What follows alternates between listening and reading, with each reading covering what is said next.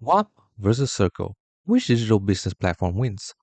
Whop is built for creators who want to sell any kind of digital product: courses, memberships, templates, Discord access, lifetime deals, etc. It offers a storefront, product delivery tools, video hosting, Discord integrations, and plenty of apps or modules, such as chat, courses, and files.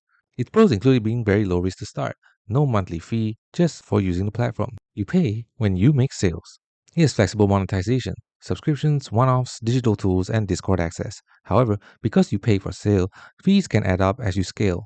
There's also normal payment processing fees. Circle is a community-first platform that combines membership, courses, events, community spaces, live streaming, live rooms, content posts, and tools for engagement. It aims to let creators build a white label, branded community with long interaction tools. Its pros include having very polished community engagement features, good for creators who want members to interact, have structured content, with community and live events under one roof.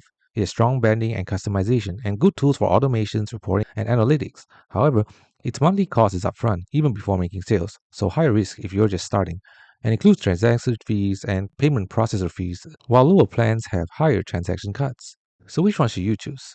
If you're just starting out, want lower risk, don't want monthly fees, and your focus is selling digital goods, simple memberships, and one-off products, WAP is probably the better entry point. Great value for what you get, minimal overhead. If your goal is to build deep, interactive community, courses, and live events, member engagement over time, and you have some budget for monthly subscription, Circle gives you more structure, better tools for retention and customization. Thanks for watching. Don't forget to like and subscribe for more videos.